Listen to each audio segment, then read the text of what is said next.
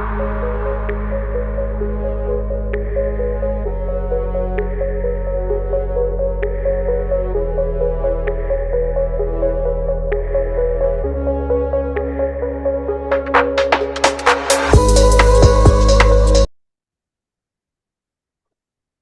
everyone, welcome to our next fourth podcast. Today, in this podcast, we have four speakers. Named Sri Ravindra Kumar Boraji, Naveen, Vipin Yes. Amroha district से Vipin ji, and Jitendra Kumar ji Chhattisgarh district से, Chhattisgarh state से. He is also disaster experts there. And now we start from Sri Ravindra Kumar ji.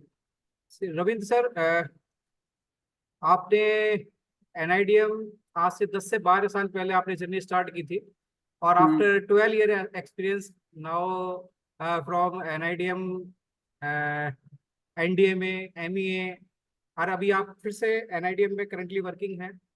आप sir अपने बारे में brief से start कीजिए थे. Briefly, I would like to mention thank you, Mohit, for inviting me here in this podcast. You are organizing very well. So, in the past 12 and more years, after my PhD I have done, I joined an IDM project with you. As you know, we have done this project. And then I joined DDM as a capacity development expert, then under UNDP DRR, then NIDM again, program manager. Then after I spent 9 years in National Disaster Management Authority. Afterwards, I joined G20 MEA for 1 year as a senior policy specialist. Now I'm working in NIDM for publication and report writing for NIDM. So this is my 12 and a more year of journey. Under this journey, I also implemented some project in the Himalayas on low-cost early warning system and also mapping of landslide. Then project implementation at the ground level for landslide risk mitigation with the community and the stakeholder like state disaster management authorities and all. And under the G20, we have prepared this DRR working group. Under this DRR working group, we have come up with a chair summary. Then after a New Delhi leaders declaration, as you all know, so ये हमारी मेरी अभी तक की basic journey है in disaster management. Thank you sir. आपने काफी brief में अपने बारे में बताया है, पर हम अब जैसे जानते हैं ये बहुत कम है जो आपने बताया है. अभी टाइम की वजह से आपने थोड़ा सा कम दिया है समय. सर, मेरे को याद है, आई थिंक सन ईयर 2011 और 12, आई थिंक है ना, we are working together in NIDM. Yeah. That time you are working as a GIS expert under Professor Chandan Ghosh in the Lalita Park building collapse, है ना, forensic investigation. आपसे तब से मेरी मुलाकात है, और आज शायद करीब 15-16 साल से मैं आपको जानता हूँ. सर, आपने NIDM में भी काफी बिल्डिंग GIS मैपिंग करने के बाद में आपने जो DDA में हेडक्वार्टर्स में आपने ज्वाइन किया था कैपेसिटी बिल्डिंग एक्सपर्ट, जो एक पोस्ट निकली थी और काफी इंपॉर्टेंट पोस्ट थी वहां पे दिल्ली हेडक्वार्टर में. आपने वहां पे जो वर्क किया, जो आज हम QRT वगैरह देख रहे हैं वहां पे, क्विक रेस्पॉन्स व्हीकल्स जो चल रहे हैं, आपने सर वो क्या था, वो किस तरीके से प्लानिंग की गई थी उस टाइम? एक्चुअली दिल्ली गवर्नमेंट का ये प्लान था कि हम कुछ QRT व्हीकल को ले, जैसे कि इमरजेंसी व्हीकल के तौर पे, जैसे फायर डिपार्टमेंट का होता है, वैसे डिजास्टर मैनेजर्स के पास भी जो डिस्ट्रिक्ट में काम करते रहे हैं उनको हम फैसिलिटेट करें through this vehicle. So headquarter से 10 गाड़ियां ली गई और उसके लिए मुझे ही वर्क ऑर्डर देना पड़ा कि ये 10 गाड़ियां हम हायर कर रहे हैं. फिर उसके बाद उन 10 गाड़ियों को फिटमेंट कराने का भी वर्क ऑर्डर और टेंडरिंग मुझे ही करना पड़ा with specification of all the equipments. तो हमने काफ़ी सारी गाड़ियां जैसे फायर डिपार्टमेंट की होती है और अदर एजेंसी की होती है, तो उसको भी हमने काफ़ी स्टडी किया. देन मैंने काफ़ी मेज़र किए जो हमारे पास डिस्ट्रिक्ट में इक्विपमेंट अवेलेबल थे.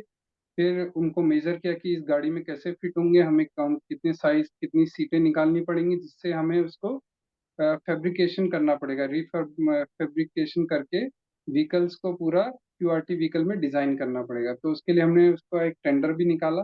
हालांकि वो टेंडर एक बार निकाला, दो बार निकाला, उसके बाद भी सक्सेसफुल नहीं हुआ, क्योंकि इतनी अच्छी एजेंसी हमें नहीं मिल पाती थी।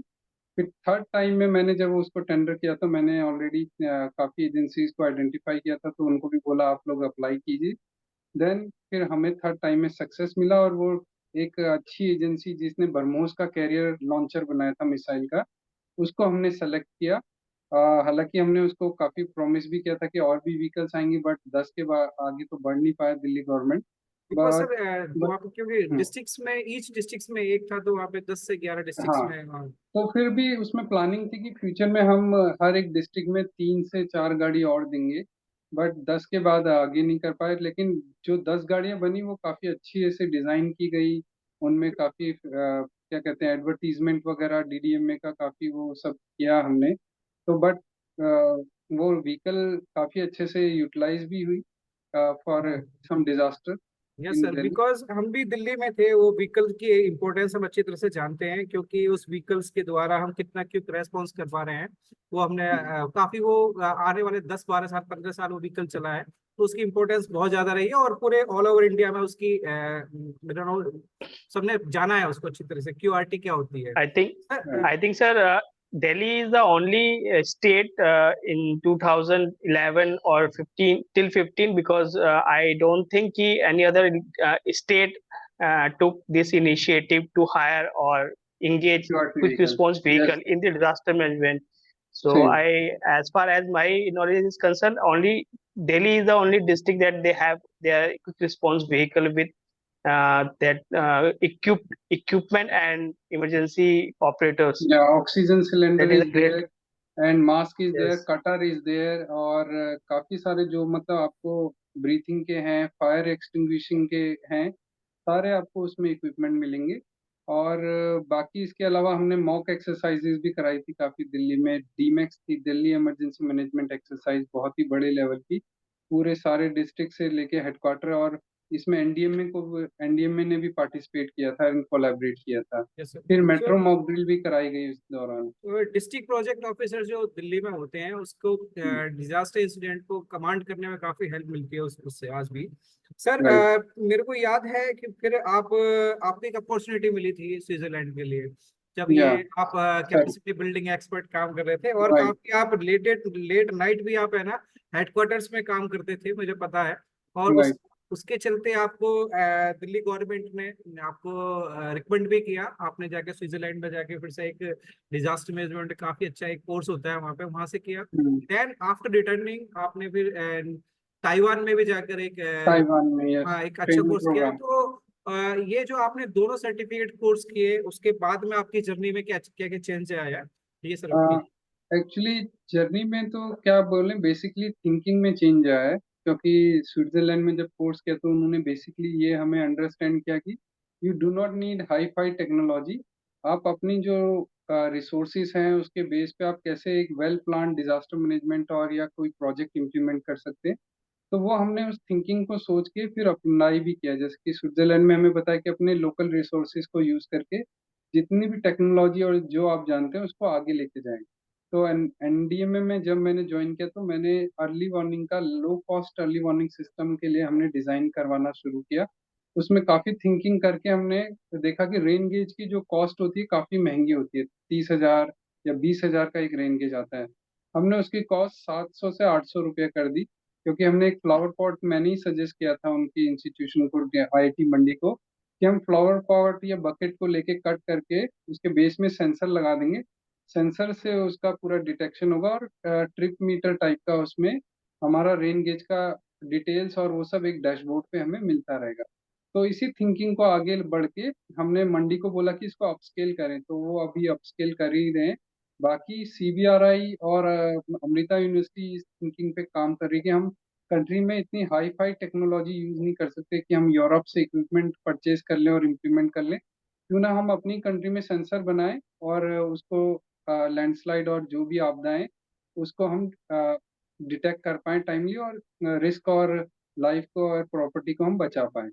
तो उसके लिए हमने खुद ही ट्राई किया कि अपनी कंट्री में हम लो कॉस्ट टेक्नोलॉजी पे जाएं, जो कि हम इन हाउस ताइवान की तरह बिल्ड कर सकते हैं। और ताइवान से ये सीखा कि वो कैसे अपने सेंसर खुद बिल्ड करते हैं, खुद इम्प्लीमेंट करते हैं, टेस्ट करते हैं और इम्प्रोवाइज करते हैं। तो हमारी कंट्री में भी रिक्वायर है कि अब हम चाइना से प्रोक्योर या यूरोप से या कहीं अमेरिका से प्रोक्योर ना करके सेंसर खुद के अपने सेंसर बनाए। तो ये थिंकिंग हम लोगों ने एनडीएमए से दी, और अभी भी ये जारी है कि हम अपने ही खुद के in house made in India kind of sensors in early warning system develop करें। ये सर, ये आप जैसे आपने लैंडस्लाइड की बात करी, आपने ताइवान और स्विट्जरलैंड के बाद आपने जस्ट आपने एनडीएमए को ज्वाइन किया, तो राइट। आपके साथ आपने सीनियर कंसल्टेंट काफी बड़ी पोस्ट पे वहाँ पे ज्वाइन किया जाएगा।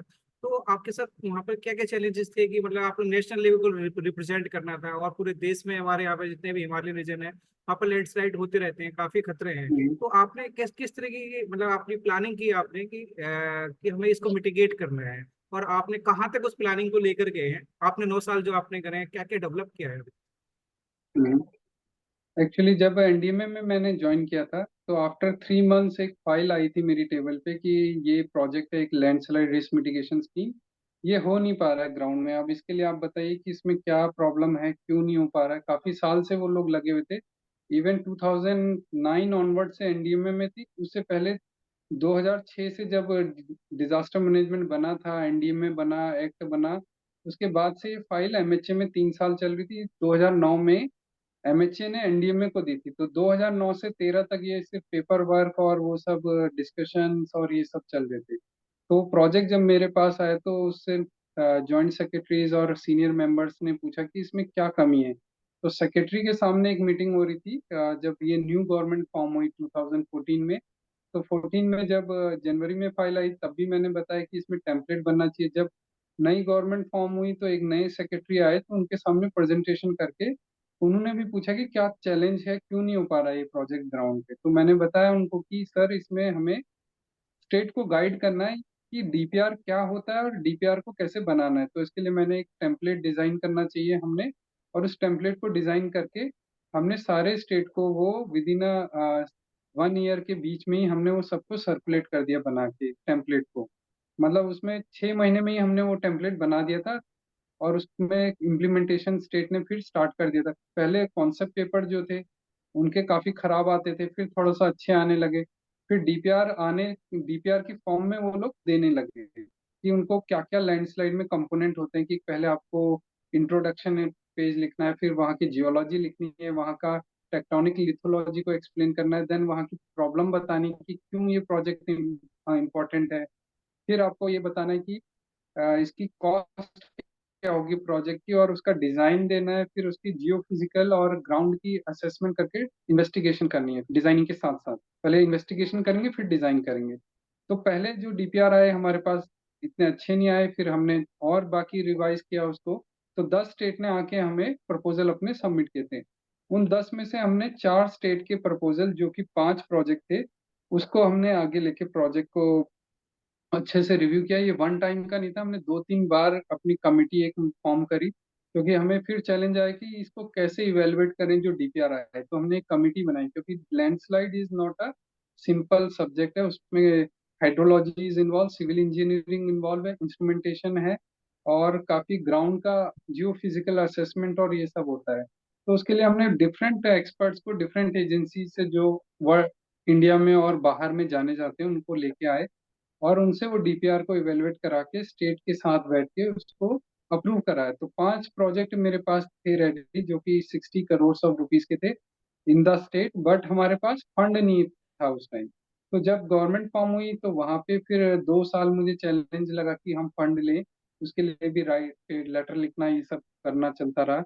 बट फिर अचानक डिपार्टमेंट में एक दिन पता चला कि 100 करोड़ में से कुछ 50 करोड़ का अमाउंट कुछ बच रहा है, जो कि लैप्स हो जाएगा फाइनेंशियल ईयर में। तो जॉइंट सेक्रेटरी ने बुलाया सभी को कि आप बताइए कि आपके पास कोई प्रोजेक्ट है तो, जिसमें हम अपने पैसे को लैप्स ना करके हम उसको इम्प्लीमेंटेशन स्टार्ट करें। तो मैंने जेएस और इन सब से मतलब डिस्कशन करके हमने उनको कन्विंस किया कि ये एक प्रोजेक्ट रेडी है, ये जिसका 60 करोड़ है, जिसमें से अगर हमारे पास पैसा नहीं है तो हम इसमें कॉस्ट शेयरिंग बेसिस पे स्टेट को थोड़ा सा मतलब उनको कन्विंस करके उनको ऑन बोर्ड ले सकते हैं। तो स्टेट को हमने ऑन बोर्ड लिया, हालांकि स्टेट के पास इतना फंड नहीं होता। वो लोग बैक फुट में आ जाते हैं कि नहीं हमारे पास फंड नहीं है, हम नहीं कर पाएंगे।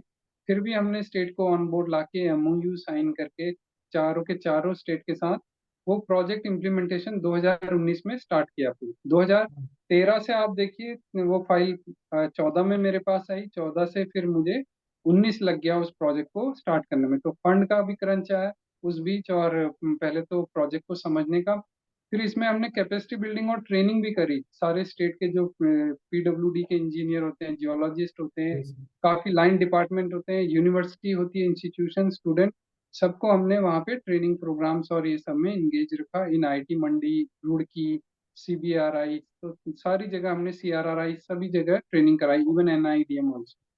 तो फिर ये प्रोजेक्ट अभी स्टार्ट हुआ और ये काफी अच्छे हद पे, दो स्टेट में इसमें काफी अच्छा चैलेंज और अच्छी लेसन लर्न मिले कि स्टेट ने खुद ही आगे बढ़ के उन प्रोजेक्ट को इतने अच्छे से डिजाइन और इम्प्लीमेंट किया कि उन्होंने अपनी खुद की एक टेक्नोलॉजी को भी इम्प्रोवाइज किया। जैसे कि कहीं पे मिजोरम में उनको सब सरफेस वाटर का प्रॉब्लम था लैंडस्लाइड में, तो उन्होंने एक वेल कुआं टाइप का बनाया, कुएं से ऑटोमेटिक पंपिंग, जो सब सरफेस वाटर रिचार्ज होता है तो उस कुएं में ही आके सारा पानी आ जाए, इस टाइप का एक वेल और ड्रेन्स डेवलप करी। फिर वहां से ऑटोमेटिक पंपिंग का एक मैकेनिज्म डेवलप करके उस पानी को बाहर निकालने का भी मैकेनिज्म, और लोकल पब्लिक के लिए यूज के लिए उस पानी को बनाया, और स्लोप को काफी इस हद तक ट्रीट कर दिया कि वो अभी गिरने की उसमें नहीं है। बट उत्तराखंड और ये स्टेट अभी भी लेसन लर्न ले रहे हैं इन implementation of project. But Mizoram और नागालैंड, जो कि हमारे नॉर्थ ईस्ट के स्टेट बोला जाता है कि प्रोजेक्ट इम्प्लीमेंट नहीं करते हैं और वो सारा फंड हमारा वो हो जाता है, बट उन्होंने उस प्रोजेक्ट को काफी अच्छे से इम्प्लीमेंट किया, और सिक्किम में भी ये प्रोजेक्ट इम्प्लीमेंटेशन हुआ है। तो हम अपने व्यूअर्स को एक बार बता देना चाहते हैं जो अभी लेट जुड़े हैं कि रविंद्र सर उन चुनिंदा लोगों में से हैं जिन्होंने ईस्ट दिल्ली में सारी बिल्डिंग की मैपिंग की है, हमारे हेडक्वार्टर्स दिल्ली में आके क्यूआरटी को इम्प्लीमेंट कराया है, और फिर एनडीएमए में आकर उन्होंने काफी बड़े बड़े प्रोजेक्ट्स जो काफी सालों से लटके हुए थे उनको चालू कराने में काफी इंपॉर्टेंट रोल निभाया। और ये इतना आसान नहीं है सर, मुझे पता है कि लेट नाइट 10 11 12 बजे तक ऑफिस में बैठना वो उसकी आपकी आदत रही है, और मुझे और इसलिए आप है ना, अधिकारी भी आपको, सीनियर ऑफिसर्स भी आपको काफी लाइक करते हैं उसके लिए। सर अभी हम नेक्स्ट अभी आपके पास आएंगे, थोड़ा अभी हम नेक्स्ट अपने स्पीकर्स हैं उनसे बात करते हैं। अभी सर बने रहिए क्योंकि अभी आपके साथ अभी और हमारा जो G20 वाला है वो भी आपसे डिस्कशन करना है। अभी हमारे ओके। विपिन है, विपिन चौधरी जी, आप welcome to the podcast. Vipin Chaudhary, thank you. आप सुन पा रहे हैं अब हमारी आवाज? मैं एक अपने को होस्ट रवि ज्योति जी से बोलूंगा कि आपका कोई क्वेश्चन रह गया हो तो मैडम प्लीज है ना यहाँ पे ले लीजिए। Sure. So, welcome Ravinder sir once again and Vipin Chaudhary जी। तो अभी हम विपिन से शुरू करते हैं। विपिन एक अकेला नाम नहीं है, विपिन के आगे एक चीज और लगती है जो कि है एवरेस्टर विपिन चौधरी। तो हमारे बीच ये अभी मौजूद हैं और ये एक पर्वतारोही हैं, ये माउंटेनियर हैं। इन्होंने बहुत सी पीक्स को सबमिट किया है, इन हाईएस्ट पीक्स इन south America, south Africa, Nepal, हमारे इंडिया में भी, यूरोप में, और माउंट एवरेस्ट, और तमाम काफी ट्रैकिंग का इनके पास एक्सपीरियंस भी रहा है। तो जाहिर सी बात है, अगर इतना सब विपिन सर आपने किया है तो आपने अपनी लाइफ में काफी कुछ इंसिडेंट भी देखे होंगे अपने इस ट्रैक के दौरान, या जब आप माउंटेनियरिंग कर रहे थे उस टाइम पे। प्लीज कोई अगर इंसिडेंट आप शेयर करना चाहें। माउंटेनिंग फील्ड एक ऐसा है कि जब आप माउंटेनिंग करते हैं तो बहुत सारे इंसिडेंट्स ऐसे आपको देखने को मिलते हैं। और मैं जब भी माउंटेनिंग उस पे गया तो नॉर्मल ट्रैक्स पे तो ऐसे नहीं, लेकिन जब मैं एवरेस्ट पे था तो ऐसे कई सारे इंसिडेंट्स हमने देखे। जब आप रात में एवरेस्ट पे बेस कैंप पे सोते हैं तो रात भर ऐसी आवाजें आती है जैसे कहीं बम्बार्डिंग सी हो रही है। तो एवलांचेस की आवाज होती है जो वो टूट टूट के गिरते रहते हैं। और हम बेस कैंप से कैंप 2 जा रहे थे, तो कैंप 1 से कैंप 2 एक बड़ा ओपन सा एरिया है, जैसे गोल्फ ग्राउंड सा रहता है। तो जब हम जा रहे थे वहां पे हमारे टेंट से उसके ठीक बराबर में एवलांच आ रहा, वो इतनी दूर था हमसे कि हम शायद अगर 10 या 15-20 मिनट पहले आगे पीछे होते तो हम शायद उसमें फंस सकते थे। तो एवलांचेस वहां पे बड़े कॉमन है, बहुत दिखते हैं। लेकिन ये है कि हम कितने भाग्यशाली हैं कि वो हमारी तरफ है। कोशिश हम यही करते हैं कि एवलांच जो एरिया है उससे थोड़ा सा बच के चले, लेकिन कई जगह वो हमें रूट लेने पड़ते हैं जो ऐसे प्रॉन एरिया भी होते हैं कि जहाँ पे चांसेस रहते हैं कि वो आ सकते हैं। एवलांचेस हो गए, लैंडस्लाइड्स हो गई, और कई बार क्रेवासेस होते हैं। ये नहीं पता होता, हिडन क्रेवास होते हैं, ओपन क्रेवास होते हैं। हमने सामने देखा कि हमें क्रेवास क्रॉस करना था, हमारे आगे क्लाइंबर चल रहा था, तो लेडर क्रॉसिंग होती है हमारे यहाँ। एक लेडर, हम दो क्रेवासों के बीच में लेडर लगाते हैं और क्रॉस करते हैं। तो लेडर क्रॉसिंग करते उसका हल्का सा पैर डिसबैलेंस हुआ और वो नीचे गिर गया। ये अच्छा है कि हम सेफ्टी के लिए अपने आप को रोप अप करके रखते हैं अपने आप एक दूसरे से, और कहीं ना कहीं हम रोप्स भी लगाते हैं ताकि सेफ्टी मिली रहे। तो वो रोप्स के थ्रू फिर हमने उसका रेस्क्यू किया। तो ऐसे कई सारे इंसिडेंट्स हुए, बट तो सर प्रिपेयर हम पहले विपिन से करके सर, जी, तो विपिन सर ये बताइए कि जैसे आप मतलब ये तो आपका पैशन रहा, ये डिजास्टर की फील्ड में आप मतलब कैसे आए, मतलब एक अपने पैशन को फॉलो कर रहे थे, देन आप डिजास्टर की फील्ड में आए। जितना कि मैं आपके बारे में जानती हूँ, आपने लॉ भी किया है, आपने डिजास्टर की पढ़ाई भी की है। तो पढ़ाई माउंटेनियरिंग से पहले शुरू हुई या उस क्षेत्र में जाने के बाद आपको इंटरेस्ट आया तो आपने किया?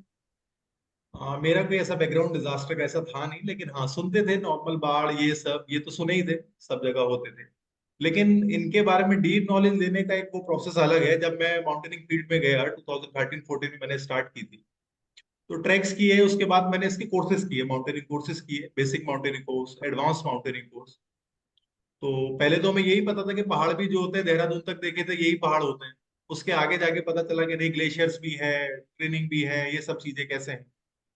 तो वहां जब कोर्सेज में गए तो वहां हमारा थोड़ा सा यूज टू हम हुए उससे कि कैसे कैसे होता है, आप कैसे क्या चीज होती है, क्रेवास होते हैं, अवलांचेस आते हैं, आपको क्या करना है उसमें कंडीशन में, किसी को कुछ हो गया तो कैसे रेस्क्यू करेंगे, कोई एवलांच के नीचे अगर दब भी गया तो कैसे पता करेंगे। तो ये सब चीजें हमें वहां जाके पता चली। तो कुछ डिजास्टर्स थे तो हम वहां जाके यूज टू हुए जब हमने माउंटेनिंग फील्ड स्टार्ट की। तो इतना वहां पे पता चल गया था कि नहीं ये सब चीज होती है। केदारनाथ आपदा हम सबने सुनी थी, वो सब चीजें हुई। तो माउंटेनिंग वाली आपदाओं से तो मैं वहां यूज टू हो गया था। उसके बाद जब कोरोना आया, उससे पहले तक मैंने कोई पढ़ाई डिजास्टर की नहीं की थी, मेरी अपनी पढ़ाई अलग चलती थी। कोरोना आया उसके बाद डिजास्टर सब बहुत ज्यादा यूज में आया लोगों के लिए कि महामारी है, ये है, वो है। तो उस समय कुछ था भी नहीं, तो मैंने उस समय फिर इसको और नॉलेज लेने के लिए गया। डिजास्टर डिजास्टर इसकी और नॉलेज होनी चाहिए, क्योंकि वहां के नेचुरल डिजास्टर में मालूम है, मैन मेड डिजास्टर्स भी, केमिकल डिजास्टर्स भी, इसकी और नॉलेज लेने के लिए फिर मैंने उस फील्ड में आया, और फिर वहां से मैंने अपना इस डिजास्टर फील्ड की पढ़ाई स्टार्ट की। और कोरोना कोरोना के टाइम में फिर मैंने डिजास्टर के टाइम में डिजास्टर की स्टडी की। आपने आपदा में अवसर को खोज लिया। हाँ, अच्छा, आपदा आपदा में में मेरा आपको मेरा आपकी कुछ मेरा पूछा। मेरा एक जी, क्वेश्चन है विपिन जी से। Vipin ji, as you know that the mountaineering और ये सब these are very challenging sports. If we all consider that it is very challenging and life risking thing. तो जो आपका ये जो कॉन्फिडेंस कैसे आया, मतलब बिकॉज नॉर्मली लोग मतलब इतना रिस्क नहीं लेना चाहते लाइफ को लेके, because they don't know about the that kind of passion they don't have, I think so. तो ये जो आपका पैशन है और ये जो आप डिजास्टर मैनेजमेंट की फील्ड में काम करना स्टार्ट किया, this is also a challenging field. तो आप कैसे इसको इंटरकनेक्ट करते हैं, जो आपका एक जज्बा है पर्वत को चढ़ने का, उसको हम डिजास्टर के मैनेज की फील्ड में कैसे इम्प्लीमेंट कर सकते हैं, और कैसे ज्यादा से ज्यादा लोगों को इंस्पायर कर सकते हैं to be a part of this organisation, please. Deepak ji, मेरे को लगता है कि जो हम डिजास्टर शब्द यूज कर रहे हैं, ये शायद दिन भर हमारे लिए कहीं ना कहीं एक डिजास्टर हमारे पूरे जीवन में हर समय चलती रहती है। और रही बात माउंटेनिंग फील्ड की, तो ये कहीं ना कहीं एक पैशन मेरा था जो करना था। और डर नई चीज करते हैं जिसका जिसमें पैशन नहीं होता उसे लगता है। अब आप मुझसे बोलने के लिए कह रहे हैं, मैं इसमें भी डर रहा हूँ क्योंकि बोलना मेरे को इतना ज्यादा आता नहीं। लेकिन मुझसे आप कहेंगे पहाड़ चढ़ना, वो मेरे लिए इजी है। तो वो अपना विपिन अपना पैशन है, किसको किसमें थोड़ा सा लगता है। लेकिन ये है कि हाँ, डिजास्टर हमारे साथ हर टाइम चल रही है, हम रोड पे हैं तो भी हमारे साथ कभी डिजास्टर आ सकती है। उसके लिए हमें प्रिपेयर होना चाहिए, और प्रिपेयर की तैयारी हमें करनी पड़ेगी। अगर हम सेल्फ प्रिपेयर नहीं होंगे, अपने आप को थोड़ा सा किसी भी फील्ड में अपने आप को आगे निषेध, डर से थोड़ा सा आगे नहीं निकलेंगे, डर के लिए प्रिपेयर पहले नहीं होंगे। तो मैं भी जब ऊपर पहाड़ों पे गया तो कहीं ना कहीं ऐसी जगह आती थी, हमें भी डर लगता था। लेकिन उन्हें हल्के हल्के क्रॉस करके जब आगे गए तो लगा नहीं यार, ये सब चीज हम कर सकते हैं अगर हम इस चीज की तैयारियां, जैसे मैं बात करूं कि अगर हम क्लोथिंग अपनी ठीक करके रखते हैं, तो टेम्परेचर आपका कितना भी डाउन हो, कितना भी डाउन हो, अगर हमारी क्लोथिंग अच्छी है, हम उसके लिए प्रिपेयर होके गए हैं, तो हमें टेम्परेचर से कोई दिक्कत नहीं होगी। क्यों? क्योंकि हम पहले से प्रिपेयर है। तो उसी उसमें डिजास्टर भी हमने इस फील्ड से रिलेट कर सकते हैं। जैसे मैं बता रहा हूँ कि अगर आप डिजास्टर के लिए पहले से प्रिपेयर है तो जितना भी नुकसान होता है, उस नुकसान के, ये तो नहीं कह रहे कि नुकसान बिल्कुल नहीं होगा, लेकिन उस नुकसान को बहुत हद तक कम कर सकते हैं। तो वो सभी फील्ड में है, माउंटेनिंग फील्ड में बहुत ज्यादा है कि एक एक चीज की हमें पहले से प्लानिंग करनी पड़ती है कि वहां पे खाना क्या लेके जाना है, टेंट लेके जाना है, सारी चीजें लेके जानी है, कोई भी एक सिंगल चीज हमारी छूट ना जाए, इवन जूते मोजे कुछ भी चीज, क्योंकि हर चीज की अपनी वहां पे एक बहुत ज्यादा अहमियत है। अगर वो नहीं होगी तो उसकी वजह से भी हमारे ऊपर कोई डिजास्टर हो सकता Preparedness is very important, even है। Yes. in life, even disaster, to manage any disaster. Over to you, Mohit sir. Vipin ji, I am audible? Okay Vipin ji, मेरा आपसे एक क्वेश्चन।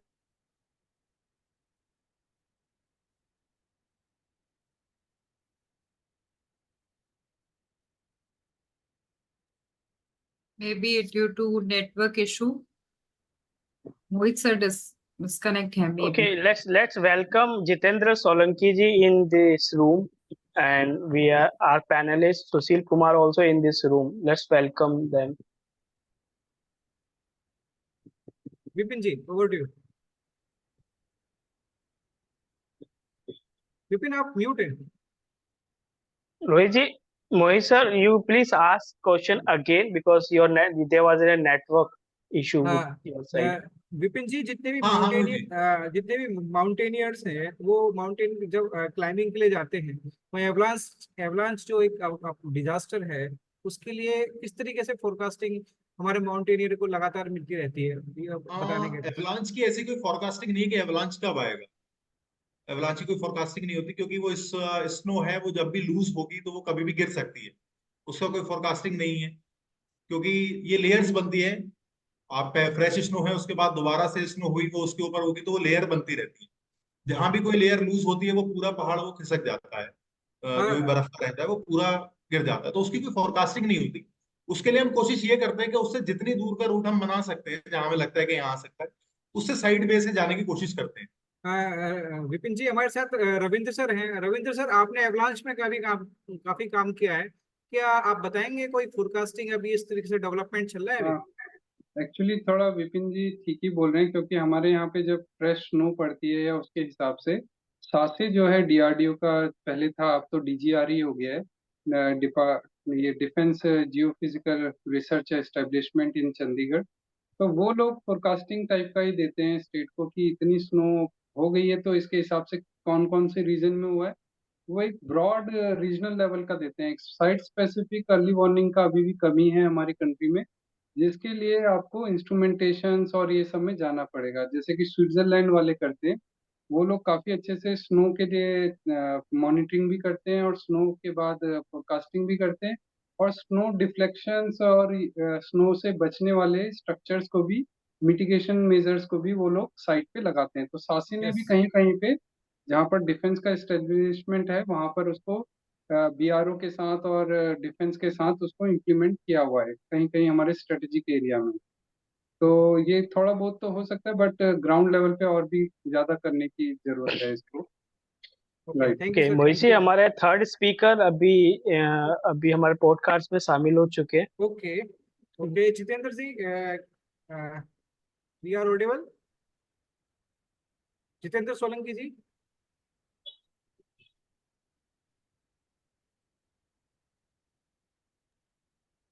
जितेंद्र He चलिए is ji. in Mohit the Mohit ji, participant room. In the main time हम विपिन जी से एक चीज और पूछ लेते हैं यस कि यस मेरा एक यस। क्वेश्चन है दरअसल कि वो इतने टाइम से एक्सपीडिशन कर रहे हैं, तो उनको कुछ चेंजेस स्नो के कवरेज या उसमें थिकनेस में फील आया कहीं पे माउंटेन्स में हमारे? क्योंकि अभी ग्लोव का सीजन, ग्लोव काफी अर्ली वार्निंग हो गया है। हमारे यहाँ पे सिक्किम में एक लेक आउटबस्ट हो गई थी, और काफी सारी लेक इनलार्जमेंट हो ही रही है, और काफी मतलब स्नो का भी उसमें रोल था कि वहाँ पे स्नो थिकनिंग हो गई थी, और काफी थिनिंग की वजह से और स्नो एवलांच और डेब्री फ्लो की वजह से वो आउटबस्ट हुई। तो ऐसे काफी सारे हमें सुनने में आ रहे हैं आर्टिकल्स कि काफी हमारा स्नोफॉल पीरियड भी कम हो गया है और वो शिफ्ट भी हो गया है। तो ये आपने कहीं ग्राउंड में हेलो फील किया है तो आप शेयर कीजिएगा please. Hello. Ji Ravindra sir, ऐसा हुआ है, हम पिछली बार ब्लैक पीक, एक उत्तराखंड में ब्लैक पीक है, तब हम अपना एक्सपीडिशन प्लान कर रहे थे। उसके बाद हम वेदर रिपोर्ट्स ये सब चीजें हमने ली, क्योंकि हमारा भी आईएमएफ से रजिस्टर करा के वहां से परमिशन लेनी पड़ती है कि हम लोग करना चाह रहे हैं। उन लोगों से भी हमें वेदर रिपोर्ट मिलती है, और अपने लोकल से भी वेदर रिपोर्ट जब हम लेते हैं तो उसके अंदर पहले पूरी प्लानिंग करते हैं कि वहां पे कैसा वो है, कितनी स्नोफॉल तो नहीं है, कोई ऐसा तो नहीं है कि कुछ और वो है। तो उसके हिसाब से भी हम अपनी चीजों को शिफ्ट करते हैं। तो वो सब चीजें हैं। और मैं जैसे एवरेस्ट का ही बताऊं तो वहां भी एक वेदर विंडो खुलती है जिसके लिए हम कहते हैं। और वहां भी लोग इंडियन उसके हिसाब से कि वेदर प्रेडिक्शन बहुत ज्यादा लेते हैं, इवन नेपाल में होने के बाद, कि वो इंडियन प्रेडिक्शन लेते हैं कि कब हमारी वेदर विंडो क्लियर हो सकती है, ताकि विंड की स्पीड कितनी है, क्योंकि विंड स्पीड बहुत ज्यादा मैटर करती है। पूरा एक ओपन एरिया होता है, स्नोफॉल ऐसा कि तो नहीं है, कोई और ऐसी वो तो नहीं है। तो जब वो लगता है कि नहीं अब वेदर विंडो क्लियर है, मौसम साफ है, हम तब अपना सबमिट अटेम्प्ट करना स्टार्ट करते हैं। कई बार हम ये होता है कि वेट करना पड़ता है, हम बेस कैंप में वेट करते रहते हैं वेदर विंडो कब क्लियर होगी। और वेदर रिपोर्ट ठीक नहीं आती, हम 10-15 दिन वही वेट करते हैं। लगता है कि नहीं यार, इस एल्टीट्यूड पे हमें नुकसान हो सकता है, हम और नीचे डाउन में चले जाते हैं। फिर दोबारा जब वेदर विंडो क्लियर होती है, फिर दोबारा वापस वापस आते हैं। तो कहीं ना कहीं इन चीजों से बहुत ज्यादा आसानी हुई है, क्योंकि पहले हमारे पास क्या है कि वेदर प्रेडिक्शंस नहीं होती थी, तो बहुत सारे हादसे होने के चांसेस ज्यादा रहते थे। अब हम पहले से वेदर विंडो का वो सब चीजें लेके चलते हैं, वेदर प्रेडिक्शन कैसी है क्या नहीं, तो उससे काफी चीजें आसान हुई हैं। तो उससे हमारे लिए थोड़ा काफी चीजें ठीक हो सकती हुई। बट आपको कहीं पे स्नो थिकनिंग और थिनिंग की कहीं पे वो पता लगा कि जहाँ पे आप जाते थे एक्सपीडिशन पे, वहां पे आप दोबारा गए तो आपने स्नो का कवरेज कम देखा, या वहां पे थिन ज्यादा थी, या फिर स्नो हुई नहीं उस टाइम कुछ हाँ। ऐसा? वैसे मैं ज्यादातर ट्रैक तो अभी लीन पीरियड में होता है, मई टू जून में। हाँ, मई टू जून में होता है। मैं कई सारे ट्रेक्स ऐसे जहां ये लोग पहले कहते थे कि नीचे गांव तक बर्फ गिरती थी, और अब वो शिफ्ट हो के काफी ऊपर तक हो गई है। इवन जब हम ट्रेनिंग भी कर रहे थे तो हमारी ट्रेनिंग एनआईएम के साथ भी हुई, एचएमआई दार्जिलिंग वाले उसके इंस्टीट्यूट के साथ भी हुई। सिक्किम में वो ये कहते थे कि ये जो ग्लेशियर ट्रेनिंग आप यहाँ करने आ रहे हैं, ये ट्रेनिंग हम कभी पहले बहुत नीचे करते थे, और आज ये ग्लेशियर शिफ्ट हो के काफी पीछे शिफ्ट हो गए हैं। ऐसे ही जब नेमो वाले करने गए तो वहां भी कहते हैं कि पहले जो ट्रेनिंग करते थे उसके लिए बड़ी, आपके लिए स्नो वॉल आपको बड़ी क्लियर मिलती थी। अब ये शिफ्ट होने की वजह से, बहुत टाइम बाद वो होने की वजह से, तो अब ये कहीं ना कहीं पीछे शिफ्ट भी होती जा रही है, एरिया भी कम होता जा रहा है। तो ऐसा काफी जगह हमें देखने को मिला, ट्रैक्स पे भी ऐसा काफी जगह हुआ कि जहां हम जाते थे तो वहाँ स्टार्टिंग पॉइंट से ही विंटर्स में विंटर एक्सपीडिशन जो होते थे स्टार्टिंग से मिल जाती थी। विंटर अब जो एक्सपीडिशंस हैं वो कहीं ना कहीं जाके के लेट हो रही हैं, या फिर बहुत ज्यादा ऊपर एरिया शिफ्ट हो गया। तो ऐसा है, काफी जगह हमने इस चीज को देखा है। Thank you. तो मतलब ग्लोबल वार्मिंग और क्लाइमेट चेंज का इम्पैक्ट है, बहुत ये ज्यादा आपने इम्पेक्ट है इस जाहिर चीज है। का। राइट। Thank you.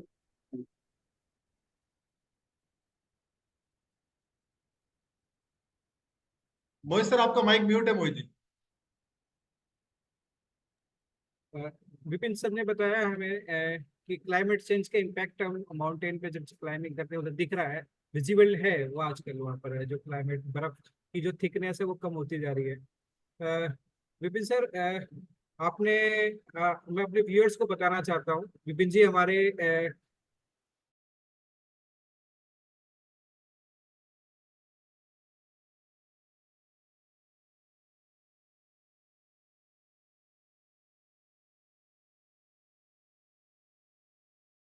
जो इम्पोर्टेंट डायरेक्शंस हैं या इंफॉर्मेशन हैं कि क्लाइंबिंग से पहले क्या क्या करना है, तो वो हमारे विपिन सर उसमें एक्सपर्ट हैं, उसमें बता सकते हैं। सर मैं विपिन जी आपको थोड़ा सा यहाँ पर रोकूंगा, और फिर से मैं रविंद्र सर के पास आना चाहूंगा। अभी आपसे फिर से अभी बैक आने वाले हैं आपके पास।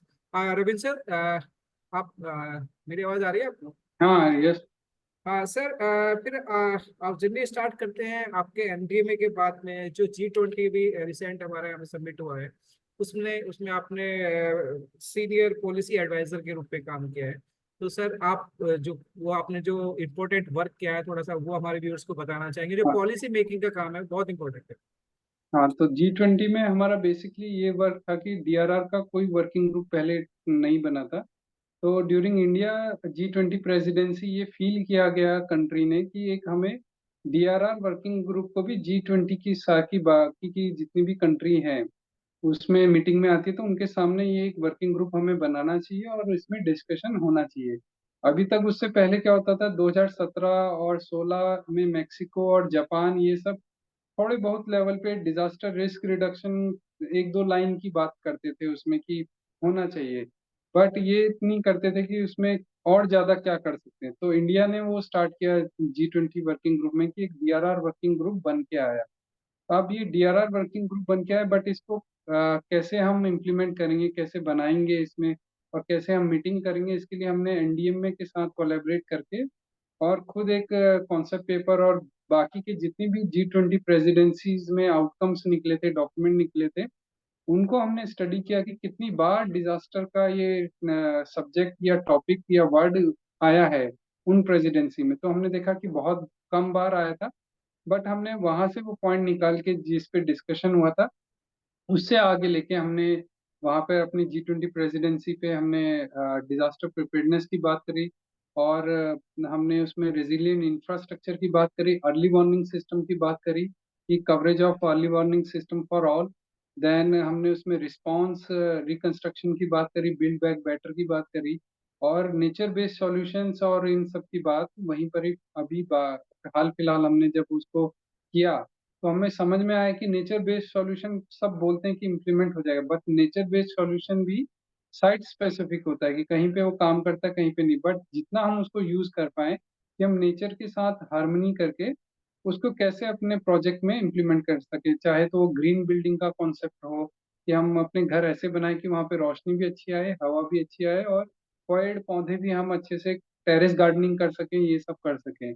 उसके साथ साथ जैसे कि लैंडस्लाइड का है तो उसमें हम बायो इंजीनियरिंग करके प्लांट्स को यूज करके सिविल इंजीनियरिंग के साथ मिक्स करके कैसे हम उसको रोक सकते हैं। हालांकि हर लैंडस्लाइड के लिए हम नहीं कर सकते उसको इम्प्लीमेंट, वो जहाँ पे हमें सॉइल थिकनेस और वो कवरेज मिलेगा तो वहाँ पे हम बायो इंजीनियरिंग को इम्प्लीमेंट कर सकते हैं। ऐसे ही हम रिवर एरोजन को कैसे मिनिमाइज कर सकते हैं, उसमें भी हम प्लांटेशन मैंग्रोव को उगाएं, तो हम नेचर बेस्ड सॉल्यूशन और इकोलॉजिकल बेस्ड अप्रोच की इसमें बात करी हमने। तो G20 प्रेसिडेंसीज में काफी सारी जो एक्सपर्ट एजेंसीज थी, UN, UNDRR और बाकी के जापानीज और जितने भी ऑल ओवर वर्ल्ड थे डिजास्टर में काम करने वाले, उनको लेके आए और उनके साथ डिस्कशन किया। देन हमने डॉक्यूमेंट किया, काफी सारी इसमें वर्कशॉप्स हुई, डिस्कशंस हुए, टॉक्स हुए, फिर हमारी इन हाउस मीटिंग्स भी होती थी, तो हम देखते थे कि कहाँ पे कितना जाना चाहिए। तो जब हमारी जुलाई में लास्ट ईयर 2023 में जब डिजास्टर वर्किंग ग्रुप का काम खत्म हो गया था, हम उसमें फिर नेगोशिएशंस और ये सब करके बाकी कंट्रीज के साथ, क्योंकि हर कंट्री का एक अपना इंटरेस्ट होता है किसी काम को करने का, वो किसी चीज को लाइक नहीं करते हैं, किसी को वो कहते हैं कि पॉलिसी के उसमें, जैसे कि आप बोलेंगे कि प्लास्टिक प्लास्टिक अदर कंट्रीज के लिए वो मतलब अभी तो ओशन में पॉल्यूशन है, बट जहाँ पर ओशन नहीं है उन कंट्री के लिए वो एक इकोनॉमी का काम करता है, प्लास्टिक का वहाँ पे प्लांट होता है ये सब। तो वो कंट्रीज उसमें फिर नेगोशिएट करती है, नहीं अगर प्लास्टिक कम करना है तो हम इस टाइप का प्लास्टिक लाएंगे जो बायोडिग्रेडेबल हो जाए, बट हम प्लास्टिक को थोड़ा सा फॉलो करेंगे। तो धीरे धीरे वो कंट्रियां उसमें अपने आप नेगोशिएट, तो ये एक एग्जांपल दिया मैंने। इसी तरह डिजास्टर के वर्किंग ग्रुप में भी काफी नेगोशिएशंस हुए, और उन नेगोशिएशंस को टेक फॉरवर्ड करके हम अपनी चेयर समरी लेके आए, जिसमें हमारे चेयर कमल किशोर जी थे NDMA से, now he is in UNDRR। फिर उसके बाद he is joined as assistant secretary general in UNDRR UNSG। तो उसमें हम अपनी चेयर समरी लेके आए। फिर उसके बाद हमें लीडर्स डिक्लेरेशन में एक पैरा उसका डालना था DRR वर्किंग ग्रुप का।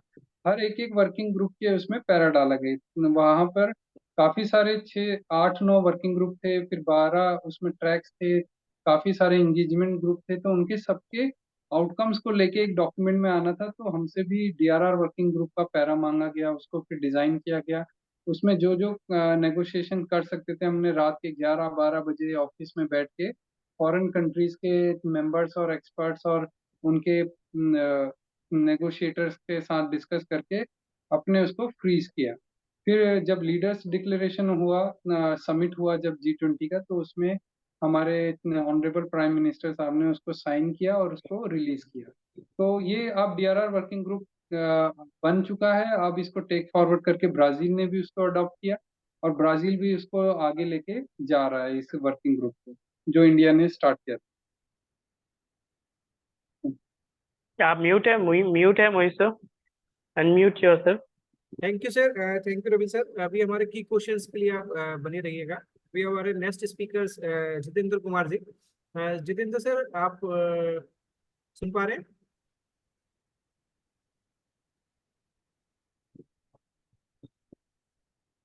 हेलो, आवाज आ रही है? आप अभी ऑडियो कनेक्ट हो रहा है उनका। जितेंद्र जी, आपका ऑडियो क्लियर, मतलब वॉइस नहीं आ रही है आपकी एक बार।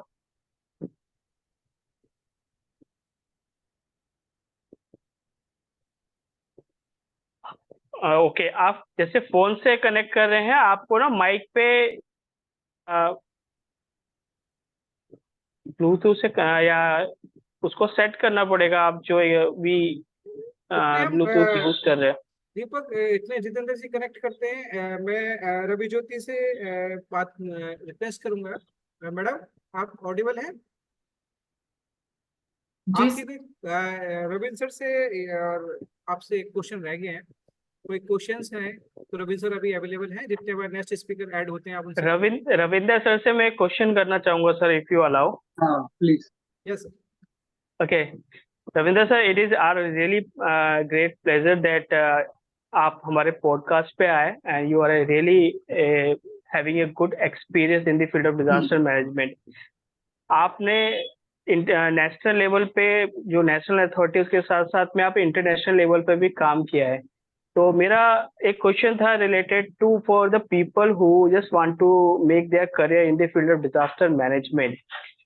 आप उनको क्या कुछ एडवाइस दे सकते हैं जो अभी स्टार्ट करें, जिन्होंने अभी कॉलेज स्टार्ट किया है, जिन्होंने कॉलेज खत्म किया है, वो डिजास्टर मैनेज के फील्ड में अपना करियर बनाना चाहते हैं।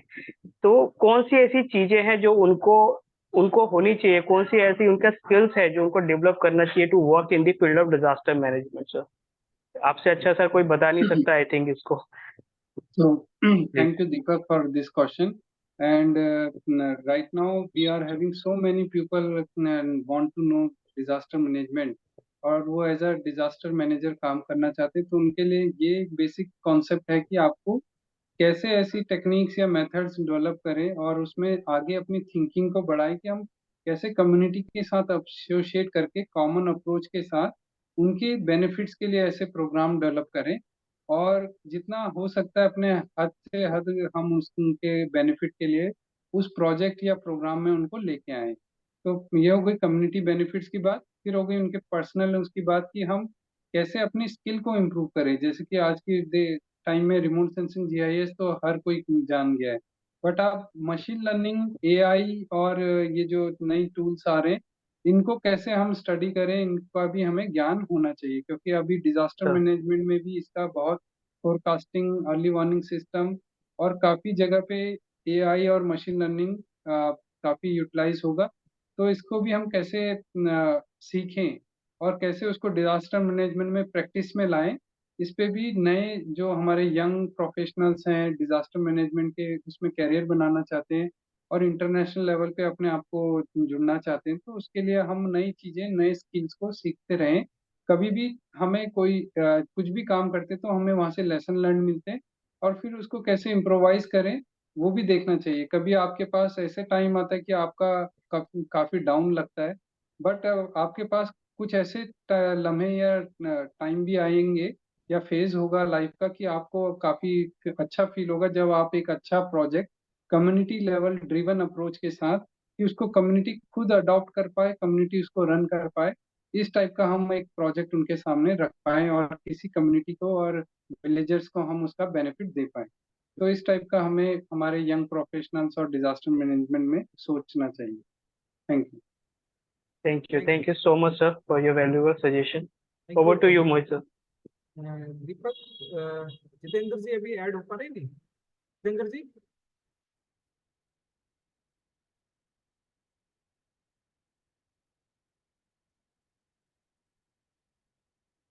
हेलो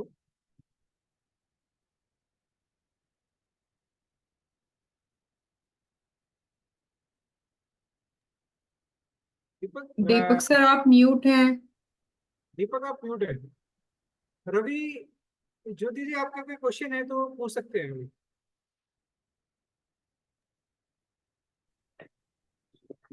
मेरा क्वेश्चन फिलहाल तो रविंदर सर से ही है। सर एक चीज मैं ये जानना चाहती हूँ, जैसे फोरकास्टिंग की फील्ड होती है कि वेदर फोरकास्ट है या डिजास्टर से रिलेटेड हम अर्ली वार्निंग्स जो देते हैं, अगर इस फील्ड में या इस वर्टिकल में कोई आता है तो उसके पास किस तरह की डिग्रीज होना जरूरी या पहले का कोई ऐसा एक्सपीरियंस होना?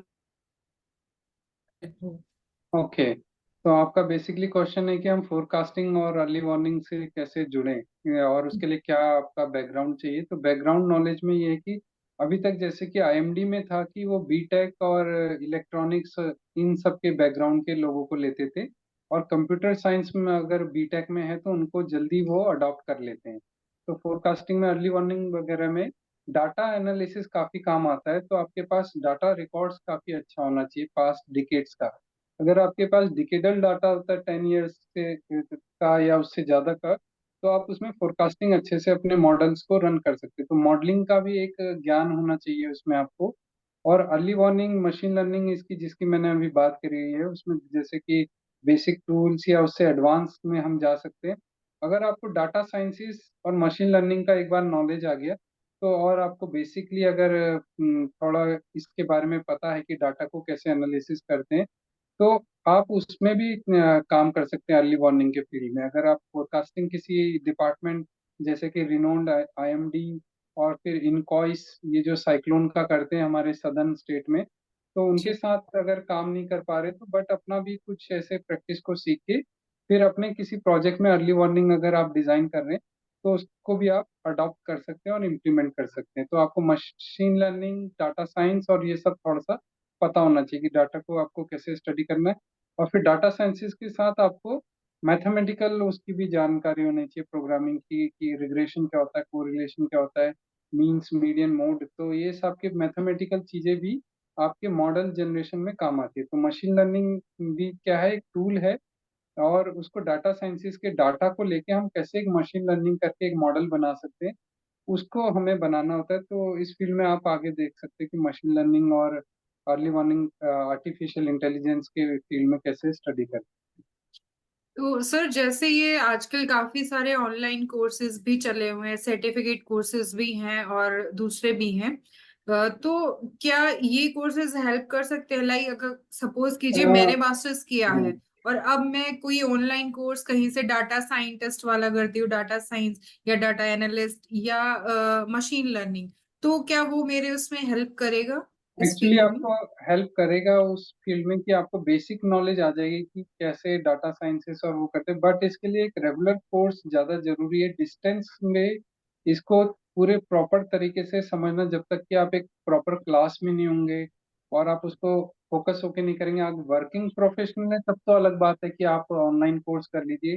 हालांकि मैंने भी एक अभी हाल फिलहाल किया था डाटा साइंसेस मशीन लर्निंग का, ये from IIT Guwahati.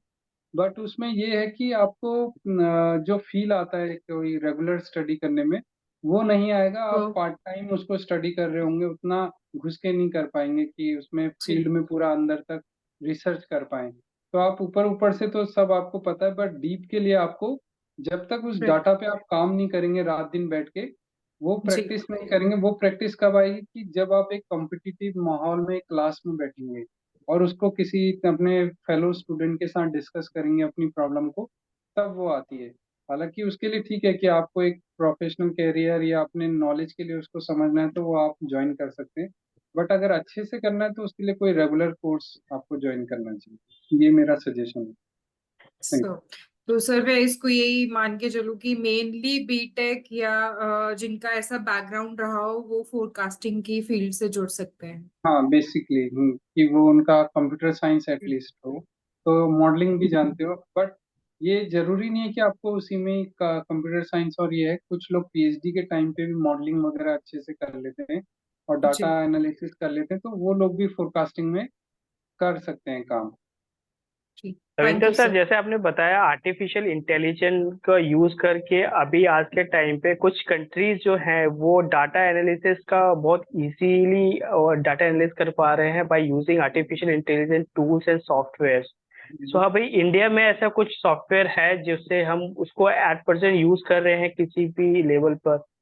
to analyze the data of incident? Actually मैं आपको बताना चाहूंगा कि जैसे कि आपने गूगल देखते हैं, गूगल जो है पूरा आर्टिफिशियल इंटेलिजेंस यूज कर रहा है। अमेजोन की वेबसाइट है, कुछ भी आप प्रोडक्ट ले रहे हैं वो सब आर्टिफिशियल इंटेलिजेंस करके ही आपके जब एक बार आप That only. कुछ एक आइटम सर्च करेंगे तो वो बार बार आपके पास एडवर्टीजमेंट भी आता रहेगा, फोकस आपका उस तरफ खींचता रहेगा। तो वो आर्टिफिशियल इंटेलिजेंस का ही वो एक एग्जांपल है। ऐसी जितनी भी शॉपिंग मार्केट एप्लीकेशंस या ये सारे हैं एप्लीकेशंस या कंपनीज, वो सब आर्टिफिशियल इंटेलिजेंस का बाहर तो यूज कर रहे हैं, इंडिया में और यहाँ पे भी यूज हो स्टार्ट हो गया। तो रोबोटिक्स का काफी टाइम आने वाला है, तो रोबोटिक्स में भी काफी इम्प्रोवाइजेशन हो रहा है ऑल ओवर वर्ल्ड। तो गूगल कोलैब एक ऐसा वो है प्लेटफॉर्म, और उसमें गूगल कोलैब पे आप अपना पाइथन स्टडी, पाइथन से रिलेटेड डाटा साइंसेस एनालिसिस कर सकते हैं। बट उसके लिए एक आपको डाटा सेट की जरूरत होगी। तो डाटा सेट आपको गिटहब लिंक करके ऐसे कुछ लिंक्स होते हैं जहाँ पर काफी सारे प्रोफेशनल एक साथ मिलके काम करते हैं। तो गिटहब लिंक हो गया, या फिर गूगल कोलैब के थ्रू, या फिर गूगल में काफी सारे डाटाज आपको मिल जाते हैं। आजकल आप यूट्यूब भी करेंगे तो उसमें आपको बता देगा कि कैसे आपको गूगल कोलैब यूज करना है। तो वो भी आप एक अपना इनिशियल अगर जानना चाहते हैं तो ऐसा ही कुछ गूगल यूट्यूब पे थोड़ा क्लासेस देख लीजिए, कुछ फ्रीली मिल जाएंगे आपको। तो वहां से आप देख सकते हैं। फिर गूगल कोलैब को यूज करके आप डाटा साइंसेस और ये मशीन लर्निंग का काम भी इजीली कर सकते हैं, जो कि फ्री ऑफ कॉस्ट है। Thank you so much, sir. Over to you, Mohit sir. Thank you Deepak. Ravindra sir, 2005 में हमारा डिजास्टर मैनेजमेंट एक्ट बना। आपने डिस्ट्रिक्ट डिस्ट्रिक्ट में भी आपने देखा है मतलब किस तरह के काम, क्या चैलेंजेस हैं। दिल्ली हेडक्वार्टर्स में आपने काम किया, एनडीए में आपने नेशनल लेवल पे काम किया। सर मेरा आपसे ये जानना है, आपने जनरली आपने और भी प्रोजेक्ट्स देखे होंगे जो नेशनल लेवल पे चल रहे हैं, तो आने वाले समय में जो डिजास्टर प्रोफेशनल्स हैं उनकी कितनी अहम वैल्यू होने वाली है, कितना इम्पोर्टेंट रोल रहेगा, और कितनी डिमांड है, ये हमारे व्यूअर्स को बताएं ताकि लोगों को पता लगे कि आने वाले टाइम में कितना चैलेंजेस हैं और इसकी कितनी डिमांड आने वाली है। मैं आपको ये शेयर करना चाहूंगा कि after disaster management act in 2005, इसमें एक सेक्शन है डिजास्टर मिटिगेशन फंड, और at the national level national disaster mitigation fund, और स्टेट लेवल पे स्टेट डिजास्टर मिटिगेशन फंड, जो कि डिस्ट्रिक्ट में डिस्ट्रिक्ट डिजास्टर मिटिगेशन फंड भी स्टेट के थ्रू जाता जाएगा।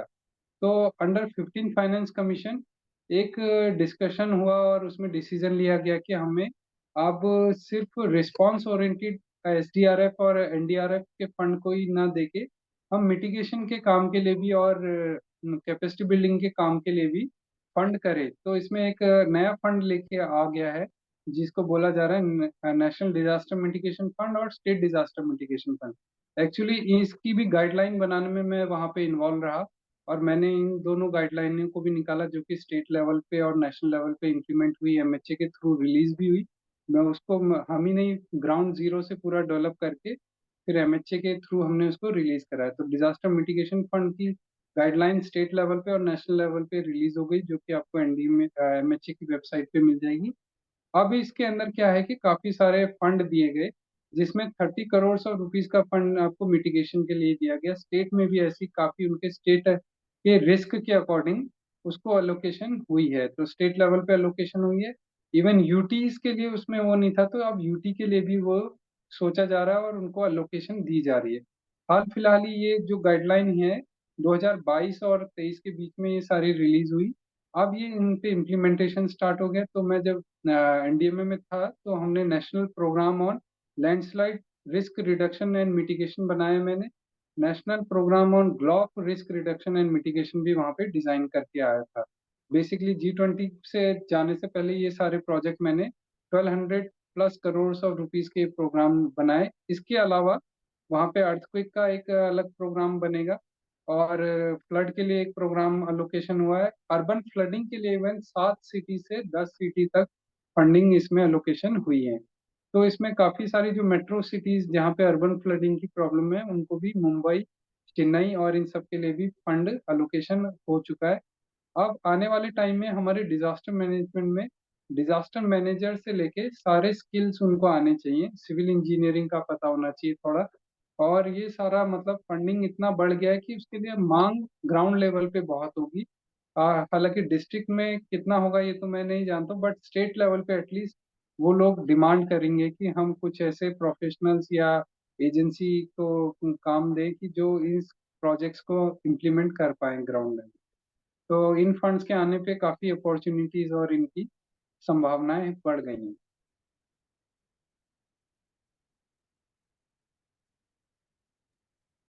सर म्यूट है आप, mute please, unmute unmute yourself.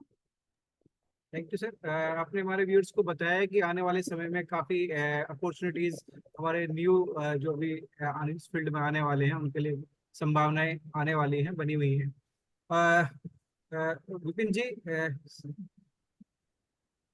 Ji Mohit ji. Vipin sir, मेरा आपसे क्वेश्चन है कि जो माउंटेनियर जो जा रहे हैं उनका कोई ऐसा डिजास्टर मैनेजमेंट के उनको जब जाते हैं उनको पहले ट्रेनिंग दी जाती है उसमें? Can you please repeat?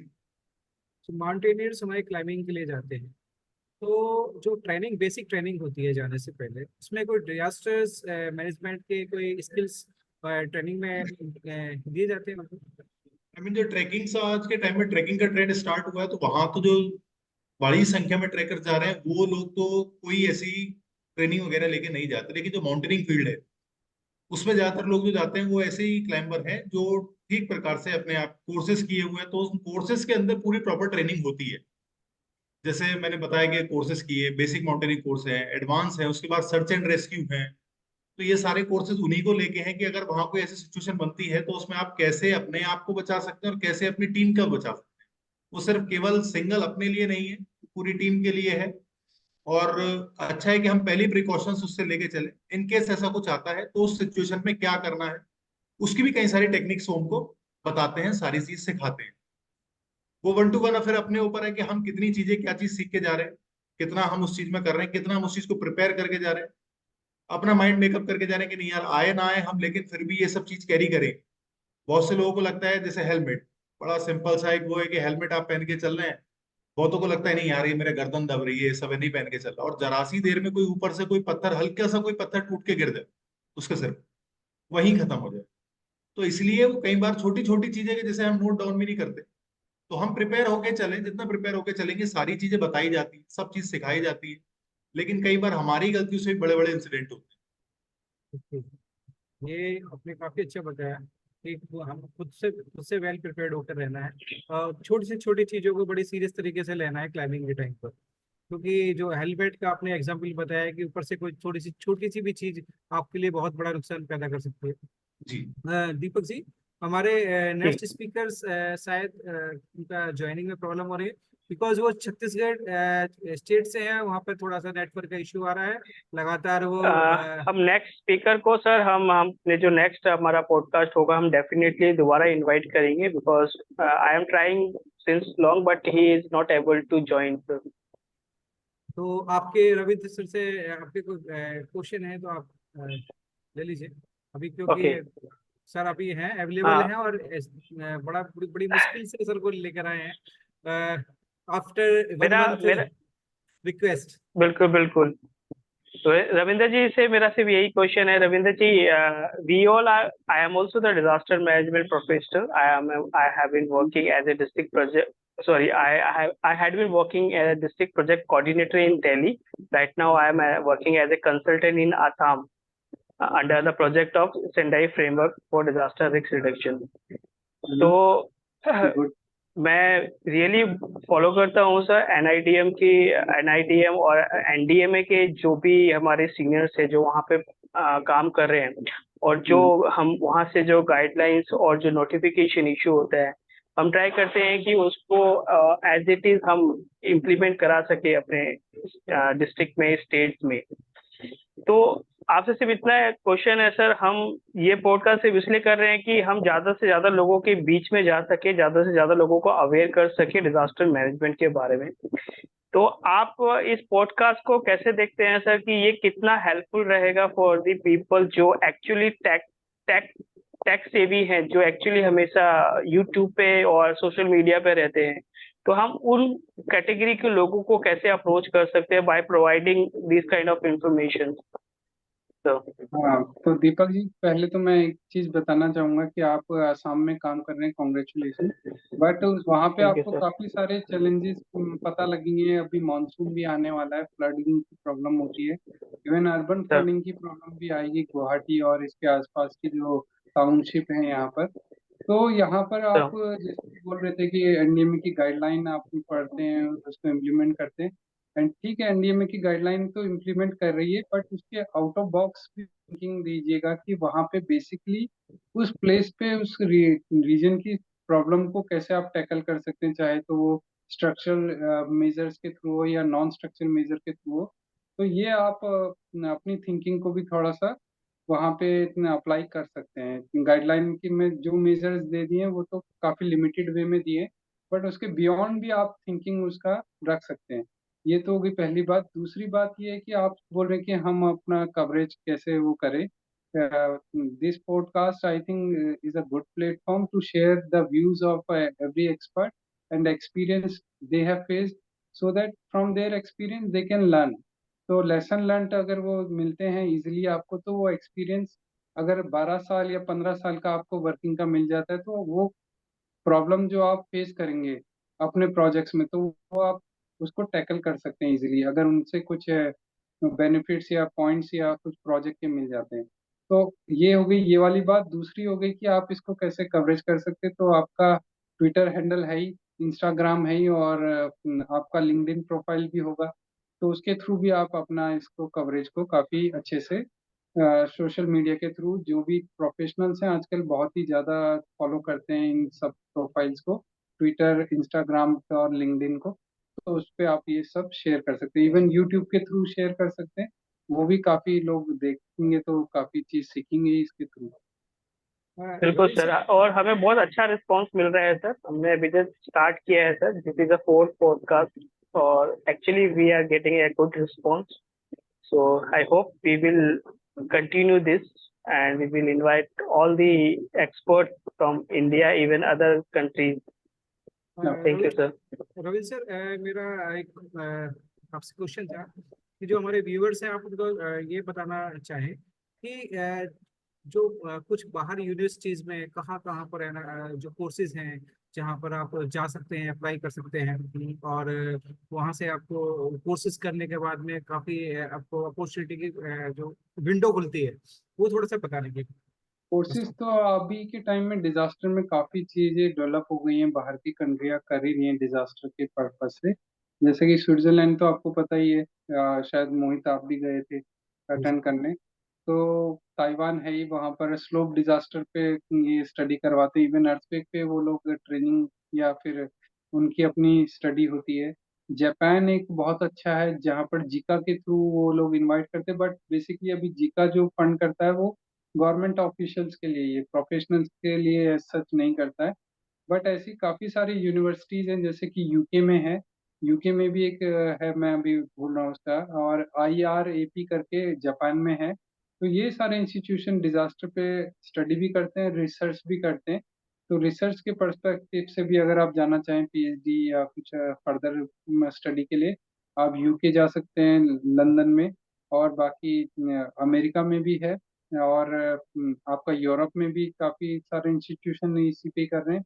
सेलेरेनो university है, वहाँ पर लैंडस्लाइड का ही बेसिकली एक वो होता है प्रोग्राम। तो उसमें ट्रेनिंग कोर्स भी होता है। वो काफी प्रोफेशनल्स के लिए भी होता है कि उनका प्रोफाइल देख के फिर रिसर्च बैकग्राउंड देख के उनको सेलेक्ट किया जाता है। ऐसे जर्मनी में हो गया, फिर काफी सारी अदर कंट्रीज है।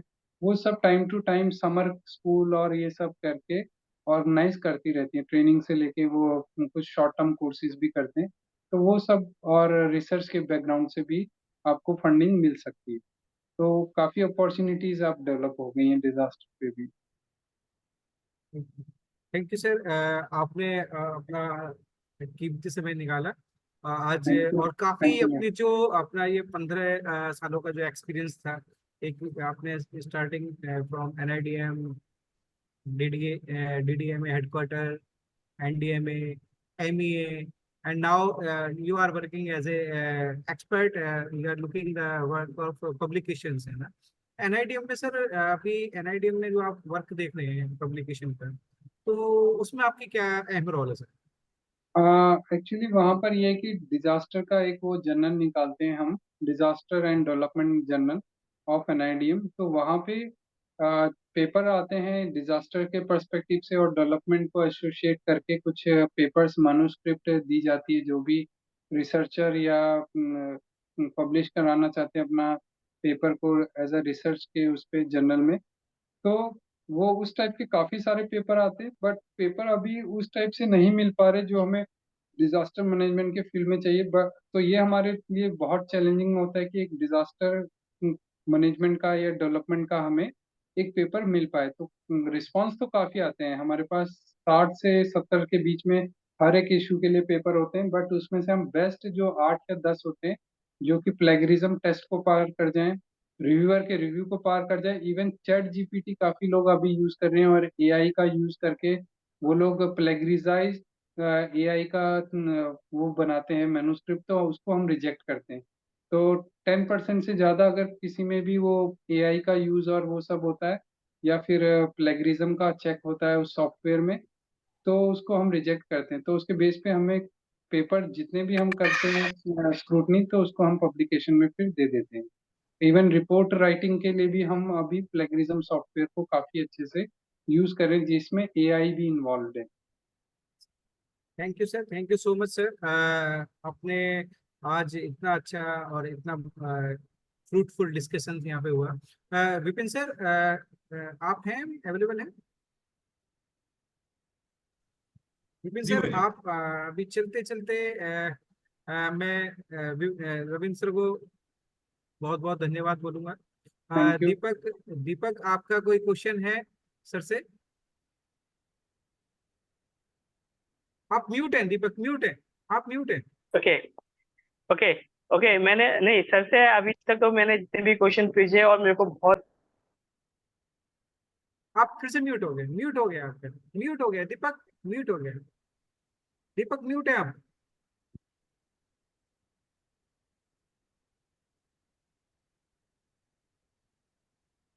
दीपक आप म्यूट हैं। हेलो, एम आई हाँ ऑडिबल?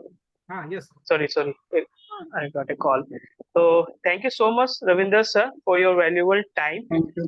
Definitely हम आगे भी आपसे कनेक्ट करने की कोशिश करेंगे, और विपिन ये sir, really this is a good Vipin sir, opportunity for all of us. Vipin sir, आप हमारे पॉडकास्ट के लिए जो आप कुछ कहना चाहेंगे चलते चलते? नहीं नहीं, बहुत अच्छी चीज है पॉडकास्ट। और बाकी दरअसल क्या है कि बाकी सब चीजें हर व्यक्ति को प्रिपेयर होना चाहिए, लेकिन ये अच्छा मीडियम उन लोगों के लिए है जो ये सोचता है कि नहीं हम और लोगों के लिए कैसे हेल्पफुल हो सकते हैं। उन्हें यहाँ से एक अच्छा विजन मिलेगा कि क्या चीज होती है, कैसे होती है। वो लोग इतना जानते हैं, अगर कहीं आपदा आती है तो वो NDRF SDRF इतना ही जानते हैं।